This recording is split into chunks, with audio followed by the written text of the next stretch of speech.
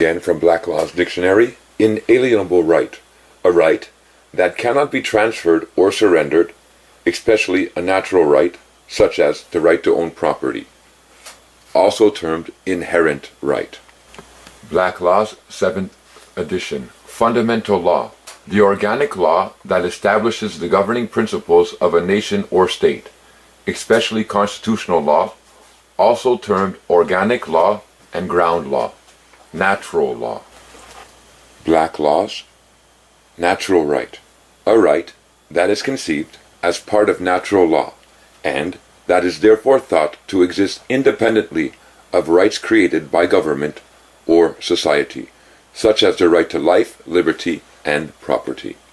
Black Law's 9th edition. Fundamental right, a right derived from natural or fundamental law, constitutional law. I want to talk about capacity tonight, and capacity within this video. When we're dealing with the person and exercising rights, whether they're fundamental rights and freedoms or obligations and benefits that the state party has placed against you. Now, when we look at law in general, we understand that there is law that is natural or fundamental law. And we know that this natural law, fundamental law, is expressed through the constitutions, through the Constitution Act of our country. Now, natural law, fundamental law, brings forth natural rights, fundamental rights and freedoms. Now, these rights, such as life, liberty, or property rights, they exist independently of the government. They're not created by the government. Now they're respected by the government, but they weren't created by the government. And these rights of life, liberty, and property, etc., these natural rights, these fundamental rights, they're inalienable to you. And they are absolute. Which means, as one individual man or woman, these rights, whatever they are, that you possess, they cannot be transferred. They cannot be given away. They remain yours to exercise. They remain yours to use at all times. Now, apart from this natural fundamental right or law, you also have regulations and statutes. These are laws or rules that are created by the government bodies. The government comes together as a legislator and they enact laws, and they call these laws regulations and statutes. Black Law's Dictionary. Legal right, a right created or recognized by law, a right historically recognized by common law courts.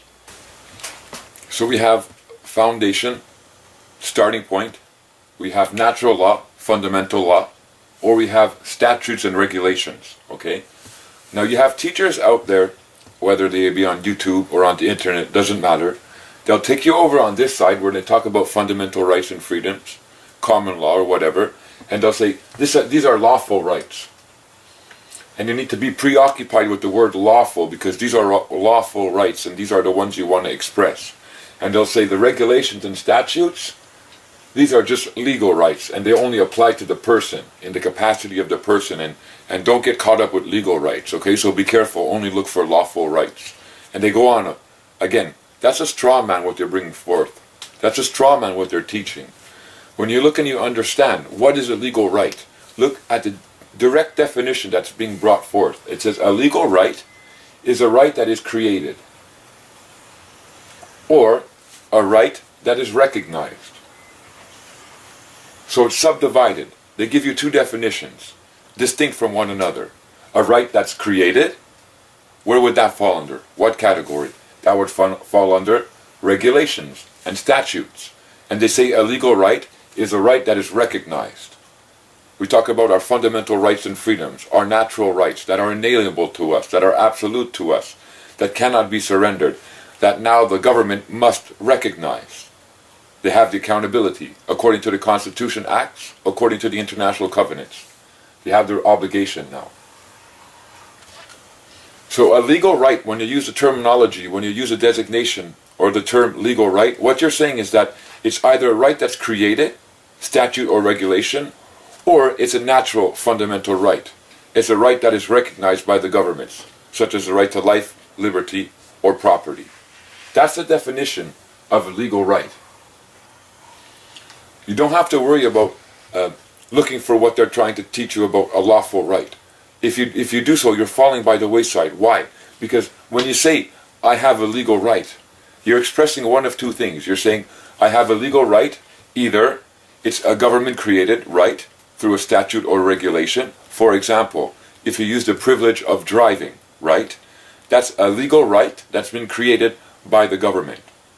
You can go on your 16th birthday and apply for a driver's permit, pay the fees, and be granted the privilege, be granted the right to partake in driving.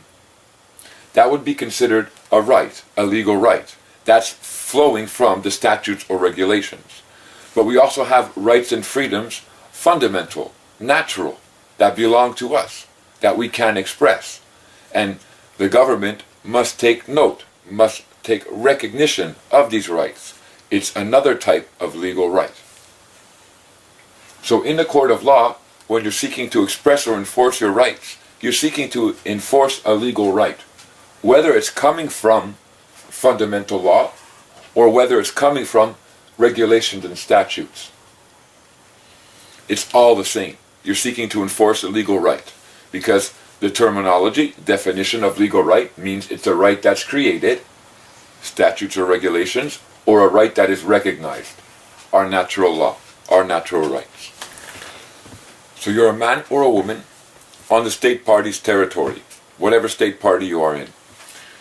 And on your state party's territory, what's operating is fundamental rights and freedoms through the international covenants or regulations and statute law.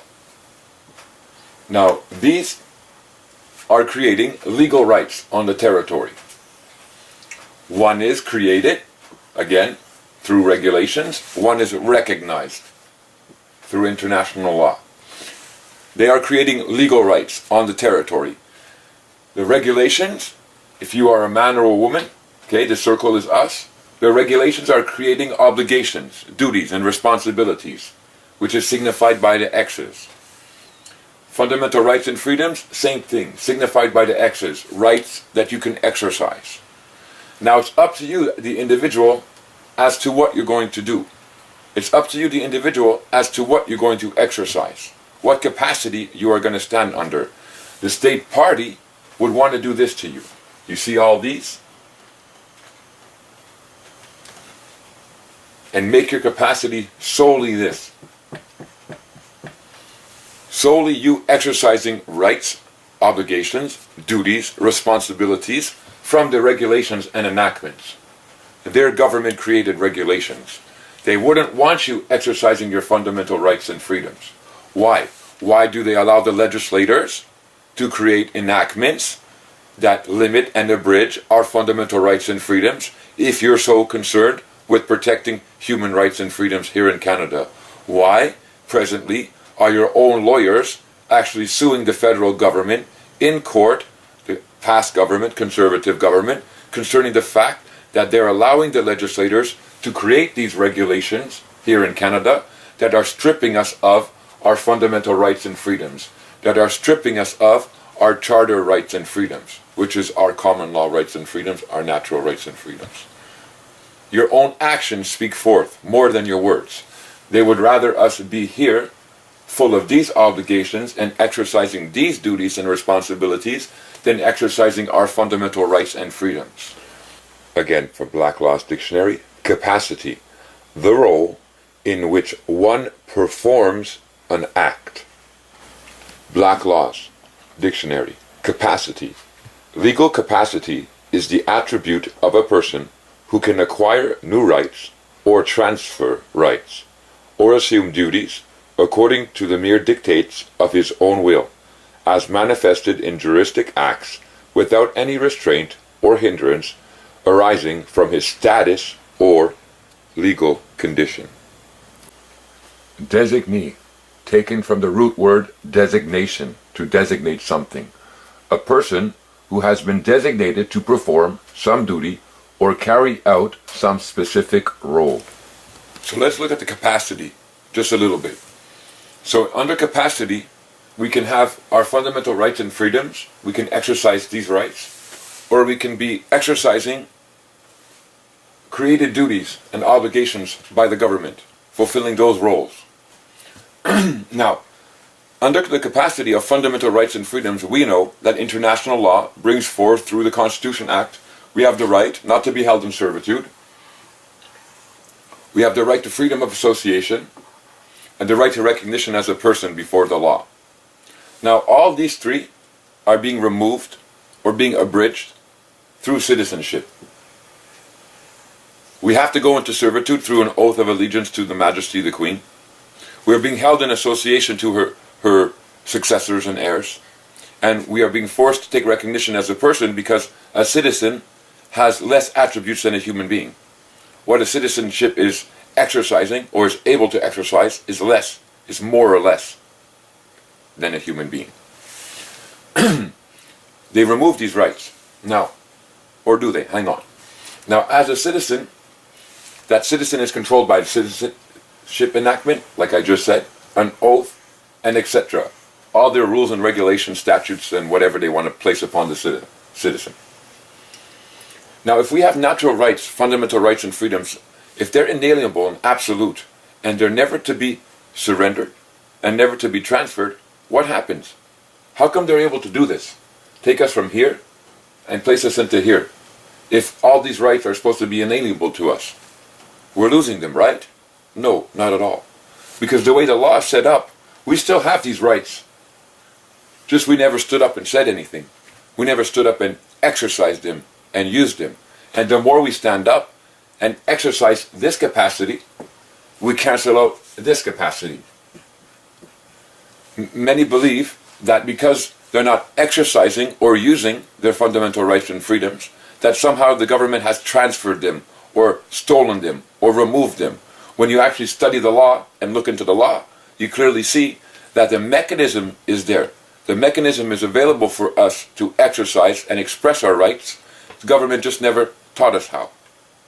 They brought us, when we were brought into the state party's territory, the live registration of birth was created. From that point on, we were subjected to the commercial aspect of our life. We were forced to use our right to work, if you understand what I'm saying. Forced to use the right to work, and then forced to go to school to get the technical and vocational training. All along, our patrimony was subjected to a public purpose, while we were forced to use these right to work. We have our fundamental rights and freedoms. We can exercise them. When we fail to exercise them and use them, what happens is, by default, we begin to use these. And it's not until we begin to start to use these that we'll cancel out this side. So don't get it in your mind that, oh, they've been limited or abridged, which means they're gone. It's not that they're gone. They're there in law. They're there in international law. They're there in domestic law. They're there in Constitution Acts. We see natural rights, fundamental rights and freedoms. The difference is the state party failed to do their obligation, failed to take their responsibility and teach us the difference and allow us to decide and allow us to exercise these rights. We went to school. The education that we received from school came down from the education minister. He provided the curriculum. He produced the books. He sent them down for the teachers to teach. They never taught us about our fundamental rights and freedoms. They never taught us about the fact that we have natural rights that are not created by the government that we can exercise. Why? In doing so, they shut this side of us down and forced us only to use and live and understand life when it comes to this side. That's all we know. We know life in the form of bondage. We know life in the form of controlling mechanisms, laws, enactments, and regulations placed upon our lives to control us. That's what's going on. And while all along we all possessed or had rights that we can exercise, but the government put a shadow over us or over our eyes and said, I'm not going to show you this and I'm not going to teach you this. Even though there's an obligation for me internationally to do so, I'm not going to. And now, because of the information age and technology and how things can spread, people are waking up and understanding what has transpired against them. That ever since they were born, they possessed all these rights. Not only did they possess them and have them and can use them, the government owed them the obligation to recognize these rights and owed them the obligation but instead of taking their responsibility, they created many, many torts and many, many damages.